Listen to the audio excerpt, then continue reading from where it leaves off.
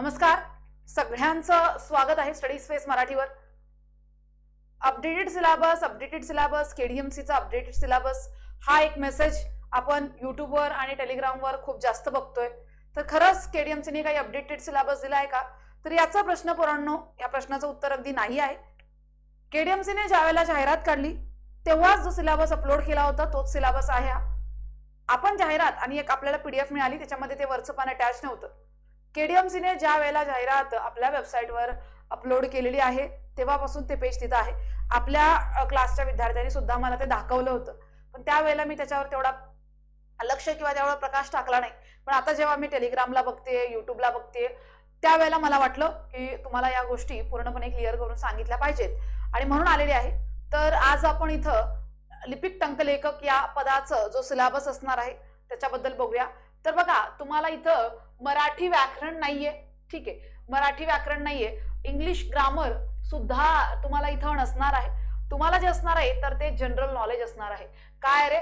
तर general knowledge तुम्हाला आहे इथं। तर इथं जनरल नॉलेज मध्ये तुम्हाला काय काय आहे बघा, चालू घडामोडी आहेत, त्यानंतर महाराष्ट्राचा इतिहास, महाराष्ट्राच्या इतिहासामध्ये तुम्हाला काय बघायचं आहे तर समाज सुधारक। तर बघा, समाज सुधारकामध्ये जे आपलं 11वीचं जुनं स्टेट बोर्ड आहे, 11वीचं जुनं स्टेट बोर्ड, ओके, जुने ओल्ड स्टेट बोर्ड जे आहे तर ते वाचायचं। 11वीचा इतिहास किंवा 11वीचं जुनं इतिहासाचं पुस्तक, महाराष्ट्र इतिहास म्हटलं तर महाराष्ट्राच्या इतिहासावर जे प्रश्न बनतात तर ते सगळे तिथून येतात। जर नसेल तर टेलिग्रामवर अगदी महापूर आहे, आपलं स्वतःचं टेलिग्राम स्टडी स्पेस मराठी, तिथं सुद्धा मी 11वीचं जुनं स्टेट बोर्ड टाकलेलं आहे। अन्यथा तुम्ही कोणत्याही टेलिग्राम चॅनलला कनेक्टेड असाल, जॉईन असाल तर तिथे सुद्धा असणार, सगळीकडे असणार। नसेल तर परत मला मेसेज करा, मी परत एकदा आपल्या टेलिग्रामवर टाकून देते। नाहीतर अजूनच सोपा उपाय पाहिजे असेल तर माझे समाज सुधारकचे व्हिडिओज आहेत जे तुम्हाला लिपिक टंकलेखकच्या बॅच मध्ये मिळणार आहेत। मी सगळ्या महत्त्वाच्या समाज सुधारकाचे व्हिडिओज तयार केलेले आहेत, अगदी कमी वेळात जास्त रिव्हिजन होईल अशा पद्धतीने, तर तुम्ही तिथून घेऊ शकता। राज्यघटना, तर राज्यघटनेमध्ये तुम्हाला जो सुरुवातीचा भाग आहे तोच जास्त विचारला जातो। घटनाचे वैशिष्ट्ये, घटना निर्मिती, मूलभूत हक्क, मार्गदर्शक तत्वे आणि कर्तव्य, तर सगळीच पूर्ण प्रॉपर जी घटना आहे तिचे नोट्स आहेत, तर ते सगळे तुम्हाला मी आपल्या लिपिक टंकलेखकच्या बॅच मध्ये देणार आहे। त्यानंतर पुढे महाराष्ट्राचे व भारताचे नागरीकरण। आता नागरीकरण का? कारण की आता आपली भरती महानगरपालिकेची आहे, तर नागरीकरणाच्या समस्या, नागरीकरणाचे फायदे, ह्या सगळ्या गोष्टी ज्या आहेत, नागरीकरणाचं स्थलांतर, त्यानंतर नागरीकरण ज्या वेळेला होतंय त्यावेळेला ऍडमिनिस्ट्रेशनवर, प्रशासनावर येणारा ताण, या सगळ्यांवर तुम्हाला इथं प्रश्न विचारला जाणार। तर हे सुद्धा तुम्हाला नोट्सच्या आणि लेक्चरच्या माध्यमातून मी प्रोव्हाइड करणार आहे। अद्ययावत तंत्रज्ञान, तर काय तंत्रज्ञान आहे सध्याला, एआय बूम वर आहे, तर टेक्निकल गोष्टी सुद्धा विचारल्या जातील, टेक्निकल म्हणजे टेक्नॉलॉजी संबंधित।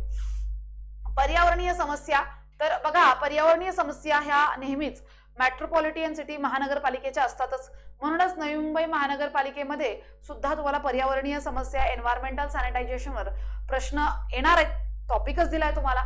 इथं सुद्धा तुम्हाला पर्यावरण, त्यानंतर मग पर्यावरणीय समस्यामध्ये वॉटर पोल्युशन, एअर पोल्युशन, कळतंय, घनकचरा व्यवस्थापन, या सगळ्यावर प्रश्न येणार म्हणजे येणार, कळलं। आणि हे आपल्याकडे आहे वेस्ट डिस्पोजल कसं असेल, तर पर्यावरणावर या वेस्टचा कसा परिणाम होतोय, सगळं काही।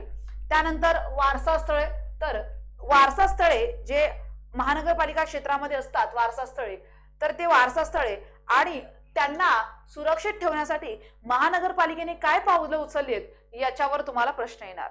आता कल्याण डोंबिवली महानगरपालिकेमध्ये तर असं कोणतं वारसा स्थळ नाहीये, पण काही महत्वाची स्थळं असतील किंवा मग भारतात आणि महाराष्ट्रात वारसा स्थळ आहेत, स्पेशली महाराष्ट्रात आपल्याकडे 5 वर्ल्ड हेरिटेज साइट्स आहेत, मग त्याच्या संवर्धनासाठी त्याच्या संबंधी काही तुम्हाला प्रश्न येणार।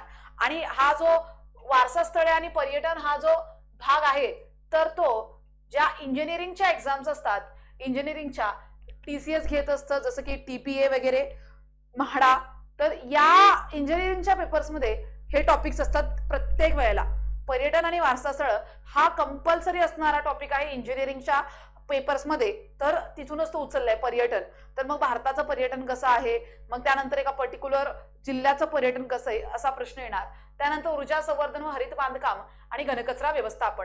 तर घनकचरा व्यवस्थापनामध्ये तुम्हाला घरगुती कचऱ्याचं व्यवस्थापन, रासायनिक कचऱ्याचं व्यवस्थापन, कृषी कचऱ्याचं व्यवस्थापन, वैद्यकीय कचऱ्याचं व्यवस्थापन, अशा वेगवेगळ्या कचऱ्याच्या व्यवस्थापनावर प्रश्न येतात. आपल्याकडे खूप चांगले चांगले लेक्चर्स आहेत, खूप सुंदर नोट्स आहेत कचरा व्यवस्थापनाच्या.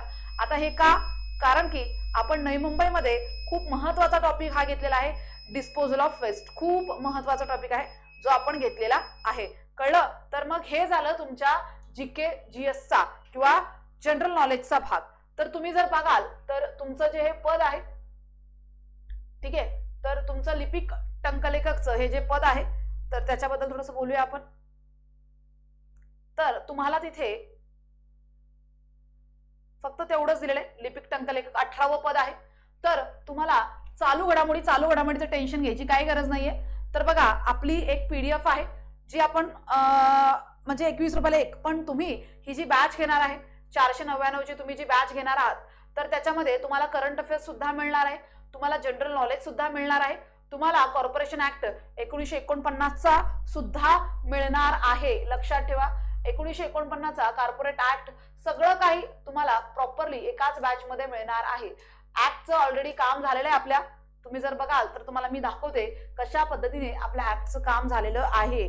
तर बघा, इथं जनरल नॉलेज, तुम्हाला जनरल नॉलेज मध्ये काय विचारलं जाणार आहे हेच फक्त दिलेलं आहे, बाकी काय वेगळं दिलेलं नाहीये. आणि हेच अपडेटेड सिलेबस म्हणून सगळेजण लेक्चर्स घेत आहेत. तर जनरल नॉलेज आणि करंट अफेअर्स हे तुम्हाला प्रोव्हाइड होतील, करंट अफेअर्स पीडीएफच्या माध्यमातून प्रोव्हाइड होतील. महिन्याच्या महिना म्हणजे अख्खा महिना तुम्हाला मिळेल.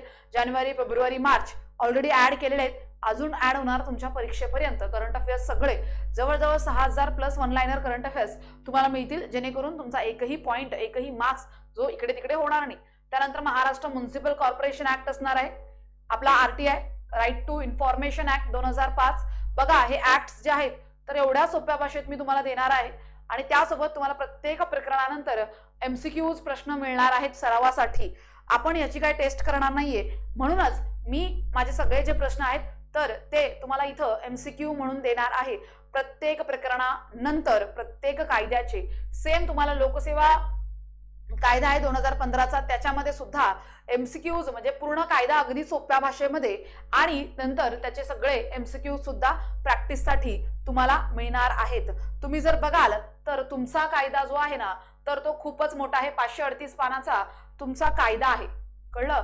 538 पानाचा तुमचा कायदा. इथं जर तुम्ही पाहाल तर हा कायदा टोटल 538 पानाचा आहे आणि खूपच अवघड असा कायदा आहे, खूपच अवघड असा कायदा आहे. इथं जर बघाल तो खूप अवघड कायदा आहे.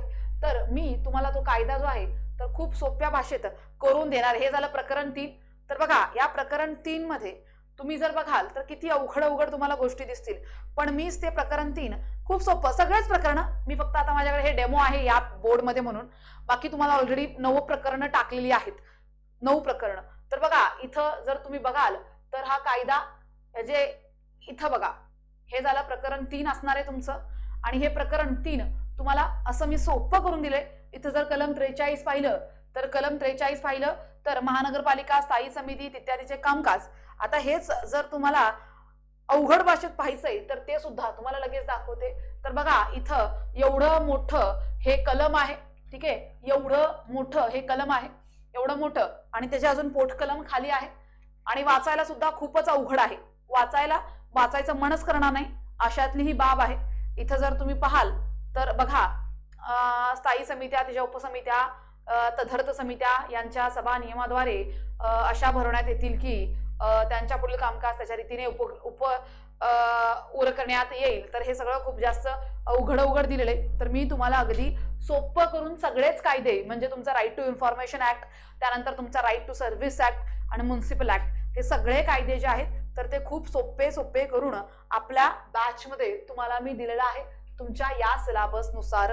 तर आपली फक्त 499 रुपयाची बॅच आहे. सगळं तुम्हाला तिथे काही लेक्चर्स, काही नोट्स, काही ईबुक, तर अशा सगळ्या माध्यमातून तुमची पूर्ण बॅच कव्हर करण्यात येईल. तर सगळ्यांनी आपलं ऍप आहे स्टडी स्पेस मराठी, ते डाउनलोड करा, तुमच्या बॅचचं प्रॉपर नाव वाचा, दुसऱ्यांची बॅच घेऊ नका आणि अभ्यासाला सुरुवात करा. कळलं? Thank you so much.